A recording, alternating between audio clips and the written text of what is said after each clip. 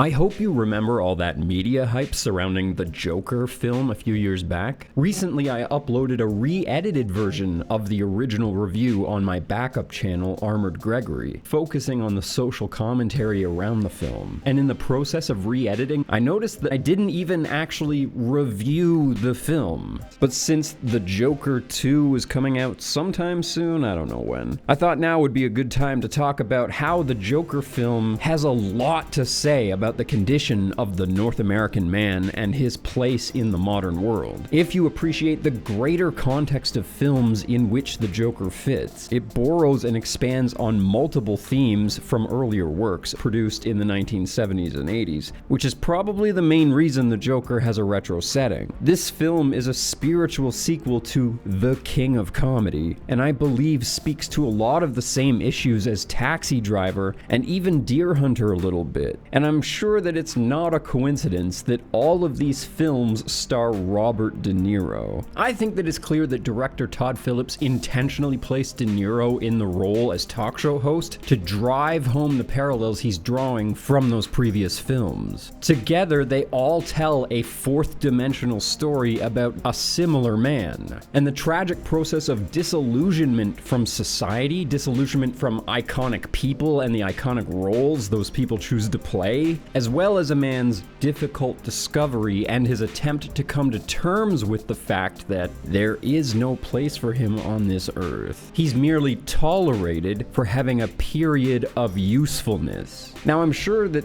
this message applies to a lot of women in the modern world, definitely more today than back in the 1970s. But I'm not going to pretend that I'm an authority on the female condition. But before we get to that, I'd like to thank this video's sponsor, Raycon. This holiday season, you know that there's only going to be one gift that will be universally loved by your friends and family. Raycons. Whether I'm hiking through the snowy trails or even just looking for figgy pudding at the grocery store, I gotta have my Raycons. You can even knock out your entire gift list at once by choosing one of Raycon's holiday bundles, which gets you 30% off. Different music and different environments require different headwear. That's why I like the Audio Lovers bundle, which comes with a set of everyday earbuds and a pair of everyday headphones. Raycon's earbuds, headphones, and speakers offer premium sound, really handy features, a nearly custom-feeling comfortable noise-isolating fit, and up to 54 hours of battery life. And they have like the same quality as other premium headphone brands, but as the gift giver this year, you gotta love that they come at like half the price. But do you know what everyone doesn't need? Clumsy wires or little white stems hanging out of their ears. Luckily, Raycon's Bluetooth headsets have sleek, stylish designs and come in a wide variety of colors to match anyone's style. I really love my everyday earbuds. They stay stuck in my ears even when I'm being really active. And they're barely noticeable. I always forget that I'm wearing them. You can even get Raycons in stores now too, like Walmart and Kohl's, but you know I am going to get you the best deal. All you gotta do is click that link in the description below. Go to buyraycon.com/skeptic and use promo code EARLYBF to get 20% off of any purchase from the entire website. Or choose a bundle package to get 30% off of your purchase. There are a few cool deals being released throughout the season, so make sure to pay attention for a holiday bundle that appeals to you. And thank you for supporting my channel. Buy Raycon!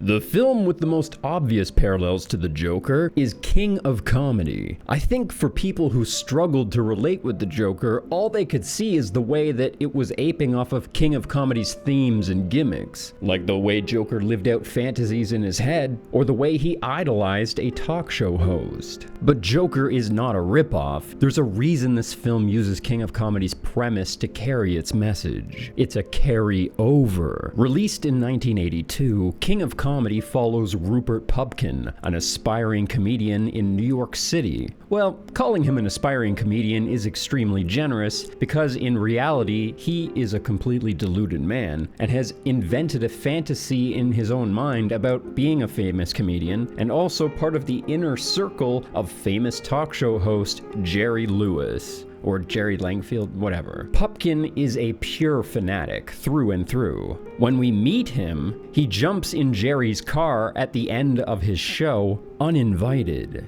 and basically bullies Jerry into inviting him onto his talk show as a comedy act, insisting he is a very funny comedian. But after a couple of questions, Jerry realizes that Pupkin is not actually a working comedian. He has never done a set or proven that his comedy even works. Though the delusions that Joker and Pupkin both create in the beginning of their films are not really that relatable, they're supposed to represent the delusions that we ourselves create about reality as we're set forth in the beginning of our adulthood. There is a level of fantasy to it. We almost believe the Disney ideal, as it were. This is where we see for the first time Rupert Pupkin do that Joker gimmick where he recedes into his own mind. He loudly plays through fake conversations with Jerry, to the point where he's even annoying his mother upstairs. And we see this fantasy escalate throughout the film. First, Jerry is begging Pupkin to be on his show, a stark contrast to the conversation we just saw them have in the car. Jerry then begs him to be a regular on the show. This crazy train in Pupkin's head clearly has no brakes. We learn that this truly is a delusion to Pupkin, as it seems he cannot separate fantasy from reality. Though he's rejected over and over again, it becomes apparent that he truly believes that Jerry is going to love him and accept him. Ultimately, King of Comedy is about the public's shared delusion around entertainment in general. One of my favorite sequences in the film displays what this looks like from the perspective of the entertainer. Talk show host Jerry Lewis is walking down the streets of New York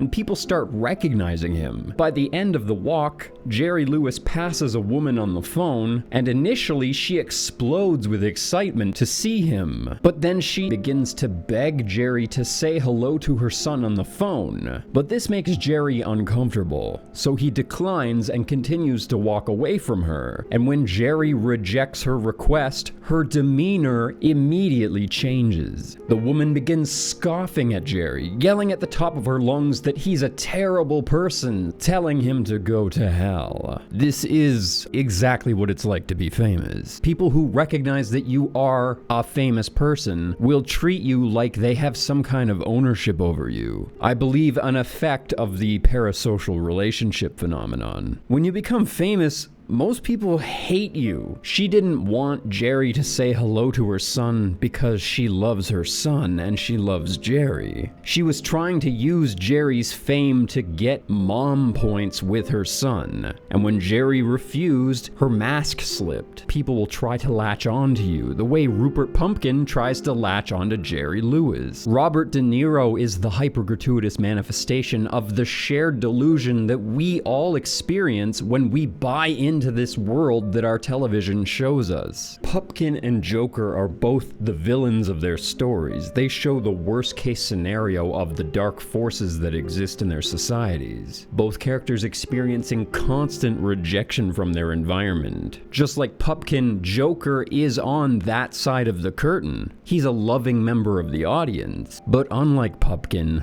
Joker has no desire to be famous. In fact, his desire is much more pure. He just wants to make people laugh. Joker becomes disillusioned by the talk show host and by entertainment in general, because he skips right over being famous into infamy. Joker becomes famous for being hated. He becomes famous for being a buffoon. And you think about the way that this is true in our reality. Characters like Jake Lloyd, who played Anakin Skywalker in The Phantom Menace, had his life essentially ruined by bullying because he was famous for being hated. In Joker, it is the Joker who is betrayed, whereas in King of Comedy, it's showrunner Jerry Lewis who is disillusioned and betrayed swayed by the entertainment industry, more or less, real-life villains have been popping up out of the ranks of social media influencers as well in real life. So this is a very relevant thing. Either fame chasers that'll stop at nothing to be seen, or maybe just an innocent party who's bullied for getting 5 minutes of fame. We also meet an acquaintance of Pupkin's, Marcia, played by Sandra Bernard. She comes off as very confrontational with him. They fight the entire time that they talk. But despite the fact that they cannot seem to stand each other, they also refuse to separate and go their own ways. Their relationship is clearly extremely toxic and serves to communicate to the audience what kind of environment Rupert exists within. Together, these two characters cook up a desperate scheme to get Rupert into Jerry's show. Their plan? To kidnap Jerry and hold him hostage for ransom, and that ransom being a special spot on Jerry's show as a featured comedian.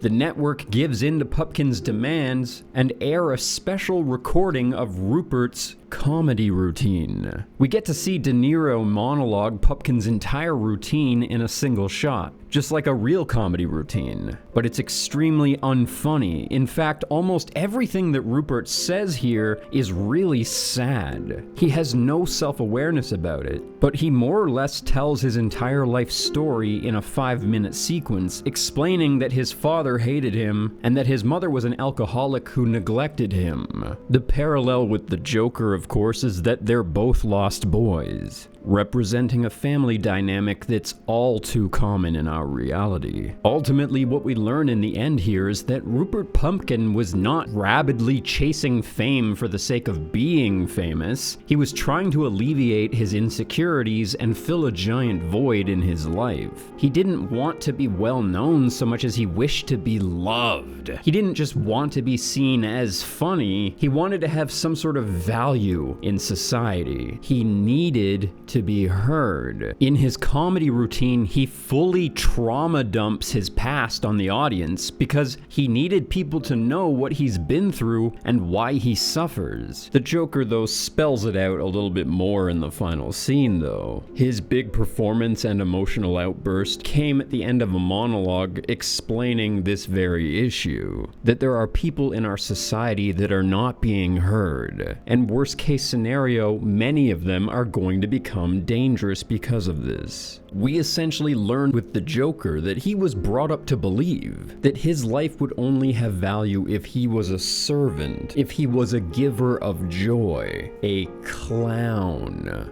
The first time the Joker recedes into his mind, into a delusion, I think best exemplifies this point. He imagines himself as an audience member on the talk show, and we don't only learn that he idolizes the host as a spiritual father, but the validation that he seeks in the fantasy is for how much he loves his mother. When he says, "I love my mother very much," the host and the entire audience respond very positively to this. With later interactions in the film between Joker and his mother, we see that she treats him as if he is an accessory to her life, and that he exists to serve her. He reveals in his own fantasy that he believes that his greatest value as a human is his love for his mother. Being a clown is a curse. This is something that is hinted at in The Truman Show as well. His mother even points to a photo of Truman as a child that is labeled, "My Little Clown." These are characters who never received love in their entire life. This represents the false paradigms taught to children who have abusive parents. And the false reality of The Truman Show represents the false reality built around us by society. Some of Truman's acts might be seen as villainous if it were to turn out that his reality was actually real. Yes, by the end, Rupert Pupkin is a bad man who did a bad thing. Misguided, dangerous, delusional.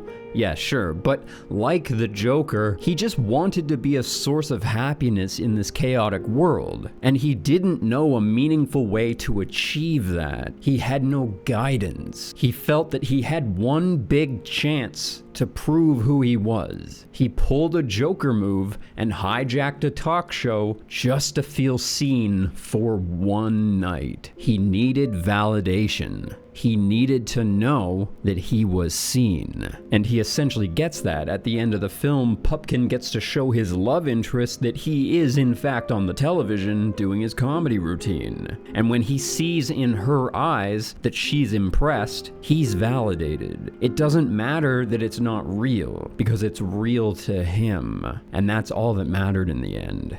The film with the most poignant parallel to Joker, however, is Taxi Driver. Again, another Martin Scorsese film starring Robert De Niro. Released in 1976, Taxi Driver follows Travis Bickle, a man who just came home from serving in the military. Travis is able-bodied, sharp-minded, passionate. Travis gets a job driving taxi at night, hot-seating someone else's cab. During the interview, we get the impression that he doesn't even really need the job, he's more just looking for something to do. It seems like purpose and passion are Travis's main motivations in the film. He wants so badly to do something meaningful, it becomes destructive. He is clearly lost and has no idea what to do to achieve this, which causes him to slowly descend into madness throughout the story. And rejection becomes a motivator too, as constant rejection from his love interest leads him to try to take away things from her that she loves. At first we see an act of inexcusable evil. He's so frustrated at his interactions with a woman that he decides to make an attempt on the life at her boss, a politician, eventually becoming a vigilante, saving a woman's life at the sacrifice of his own. This serves to be a very Joker thing to do, if you will, and also sort of highlights that scary parallel to reality that I brought up in my earlier reviews. It's beautiful and tragic at the end of the story as we watch him slowly die, because as chaotic and unfocused as he became by this point in the film, he managed to perform one good, great deed, one meaningful act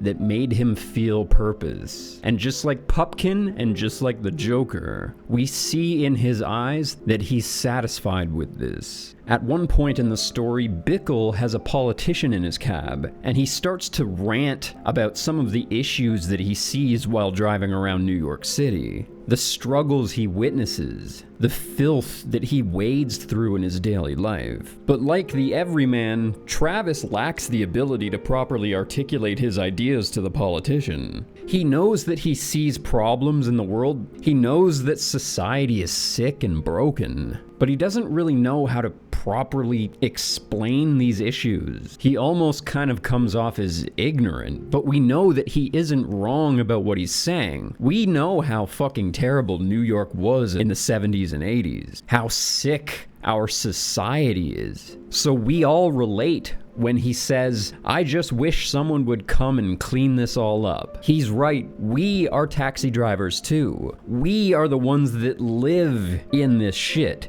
We deal with the reality that politicians create for us. But the guy in the back seat of his cab doesn't really know what reality is like. He's detached. He doesn't experience real life like the rest of us. It kind of almost doesn't even matter if Travis managed to properly articulate himself anyways, because there's a major disconnect between us and them, and that's what this scene is highlighting. In the end, a politician only really cares if we like them or not. That politician is still going to go back to work the next day and make the world a worse place for everyone. New York was still going to be a cesspool, whether that conversation happened or not. There was never going to be a place in society for Travis Bickle. There's nothing he can do about that. De Niro chooses to rebel, but he only really had one other choice, and that was best exemplified in a scene where De Niro talks to another cabbie called Wizard. Wizard tries to impart some wisdom onto Bickle, explaining how reality really works. Wizard says that life is about accepting that you have no place here, that there is no meaning in making investment into life. Being on the night shift, for example, neither one of those drivers own their own cab. They're just ghosts. They're not real people. Nothing in life really matters, so just do the least amount of work possible. Be forgettable. Be a ghost. Bickle, being young and driven to derive meaning from life, rejects Wizard's paradigm. He essentially realizes that Wizard is right, that reality presents a brick wall. He has other options too, obviously, like marriage, the white picket fence, but what does he do if he can't find that? Because most men can't. And I think one of the points that Scorsese is making in this film is that Bickle's likelihood of finding love has been diminished because of his life experience. There is nowhere for him to go. And all the potential for him to become dangerous escalates as his passionate desire to live meaningfully is going to keep slamming him harder and harder against that wall. Something eventually has to break. And in the case of Taxi Driver, it's his mind that breaks. Deer Hunter is almost like a prequel to Taxi Driver, as it shows an earlier stage of the same man's life. Released in 1978, Robert De Niro plays Michael, a factory worker in a small industrial town in the middle of nowhere. He and his friends are young and energetic. They feel trapped in their small menial lives, and they passionately want to get out into the world and do something meaningful, something thrilling. While deer hunting, we learn how strict and seriously Michael takes life, refusing to share his equipment with his negligent friend. He runs off on his own to chase down a buck. This is a man who is driven and determined. At one point during a party, the gang notices a Marine in uniform, a man who just returned home from the Vietnam War. They note how stoic and cool he seems. De Niro and his friends clearly look up to the Marine as they follow him to the bar and ask him questions about what it's like to be a soldier in the trenches. In Deer Hunter, his disillusionment comes much earlier.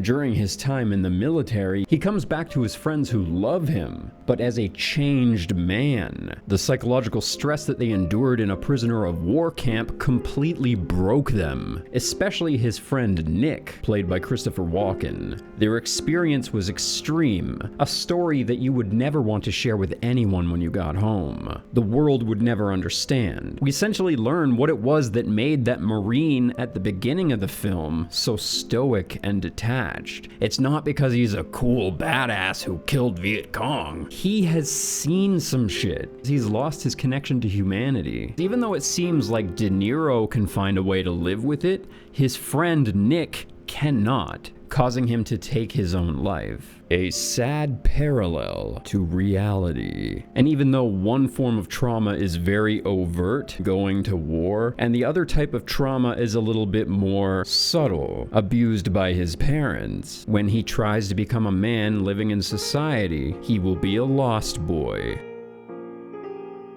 And that brings me to The Park Is Mine, released as a made-for-TV movie in 1986 starring Tommy Lee Jones. The premise fits the same themes as all the earlier films, only it takes that message and makes it a lot more blunt. Tommy Lee Jones plays a Vietnam veteran in New York City who just lost his best friend to suicide. At the end of the film, the main character literally explains everything that I just explained in this video to the entire city of New York over the radio.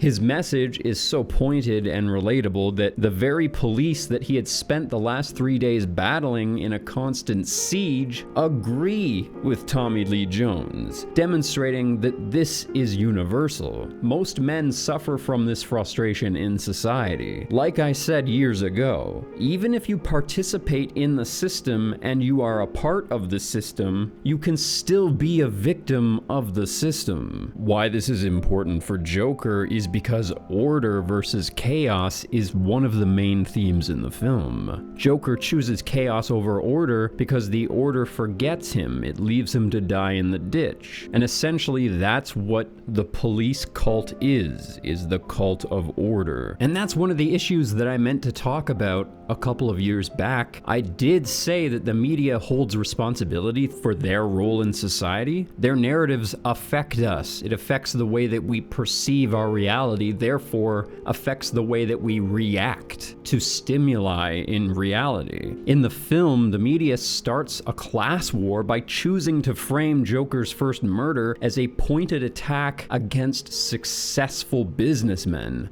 against the upper class, fueled by jealousy and anger for feeling inferior to their wealthy status. One of the effects of this type of reporting incenses the lower class to rise up and participate in this alleged trend. That's the part I mentioned. But more than that, and result that comes from reporting this way, the way that the upper class reacts. This type of reporting sets the population against itself. Essentially, with this type of reporting in the Joker film, the media was trying to scare the middle class and upper middle class families at home. This also makes it 1,000 times less likely that if you're middle class, you're going to want to help one of these people. There are so many people who can see that there is something wrong with our sick society. It's not a sign of health to be healthy in a sick society. We are functioning in a broken paradigm. And these fringe group people, they lack the ability to articulate and pinpoint what exactly it is that's wrong. This is how cults get started. People glob on to whoever comes along saying that they have the answers to all of life's most difficult questions. There are a lot of lost boys out there, people who have passion and drive to change the world and be something important. People who want to make a difference and have purpose in the world, but they don't know how to get out of the maze. They're running in circles.